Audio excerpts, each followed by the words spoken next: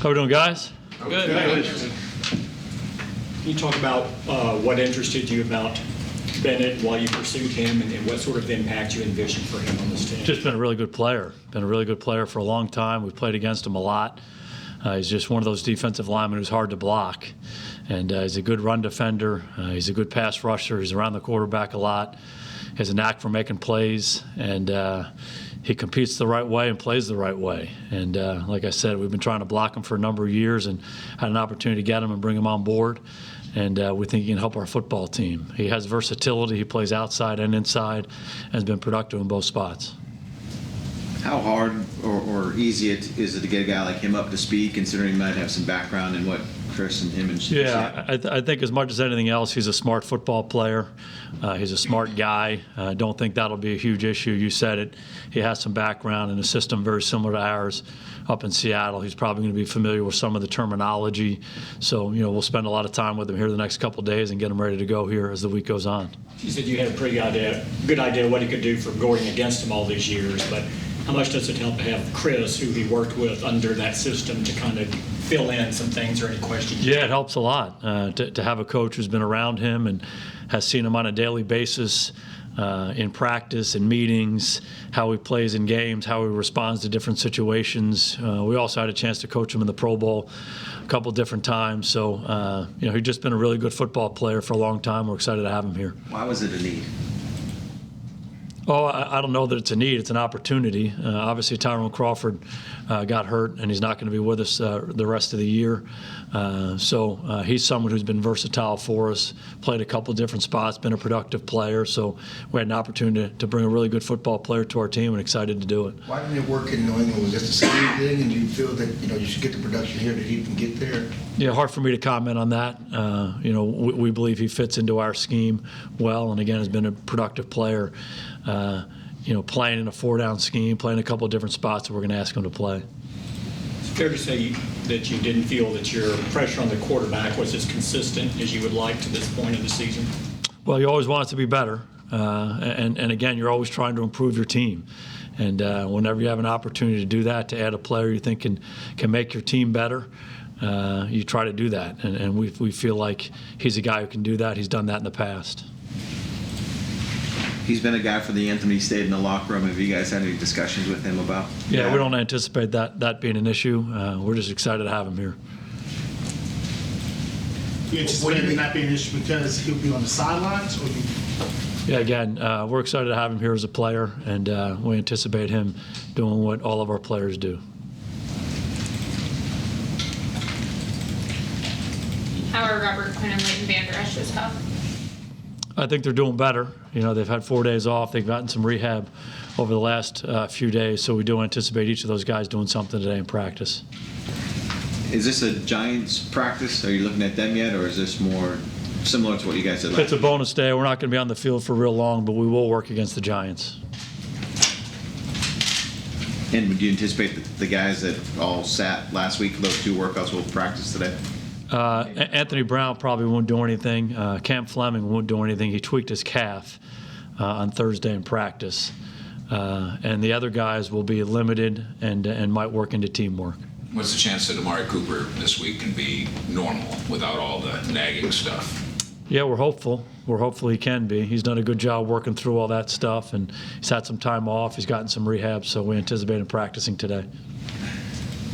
He played against Eli Manning in Week 1. Daniel Jones, now the Giants starter. What do y'all see from him? He's a good football player, obviously regarded very highly by a lot of people, drafted high in this past year's draft. And, he's a very talented guy.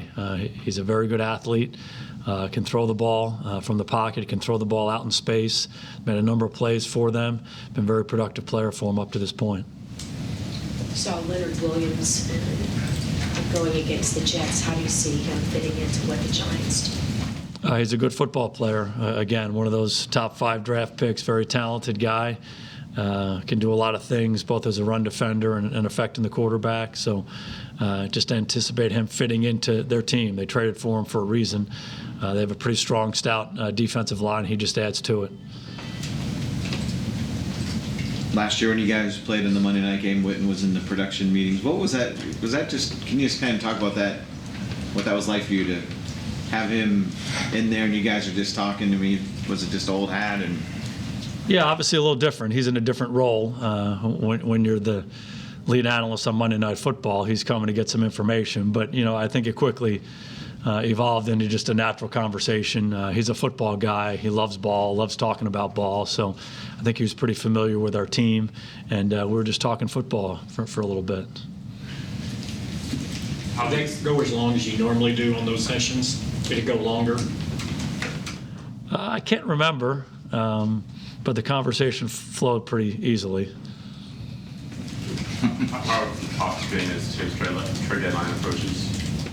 The talks been as early as potential trades before the deadline? Not necessarily. I mean, those talks are always ongoing. Our personnel people are always talking to people around the league about players. We're always trying to, look for ways to make our team better. That's really what it comes down to. So as the trade deadline approaches, I'm sure those conversations are heating up around the league.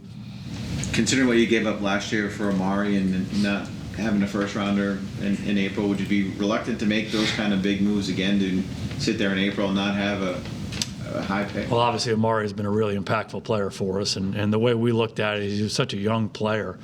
We loved him coming out. He had been productive in Oakland, and he still was, 24 years old. And so we felt like that was a first-round pick with a guy there was not a lot of uncertainty about. We felt like he could be a great player and step in and really help our football team, and he has. Had a big impact on our team last year. He's off to a great start this year. So that was one that we're excited to make. And, when you get to the draft and you don't have a first-round pick, you look at each other and say, just remember that guy, number 19, is our first-round pick. And we did that, and we're excited to make that deal. In regards to anything else, it's all just speculation.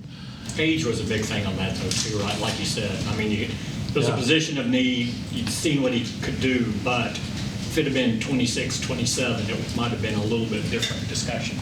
Yeah, but again, he's been a really impactful player. And even when you're 26 and 27, hopefully you have a few more years left to play. But, again, he's 24 years old, an established player, a productive player in our league. So that uncertainty goes out the window, and we got such great reports about him as a guy.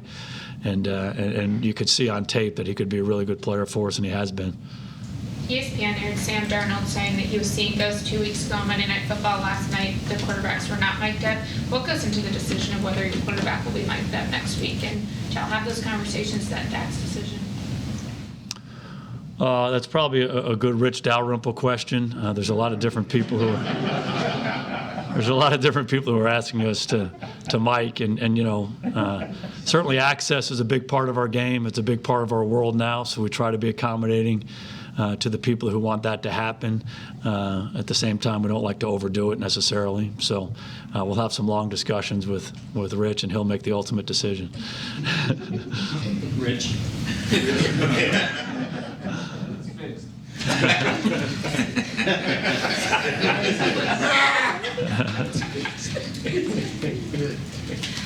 Thank you. You guys good? All right, good to see you.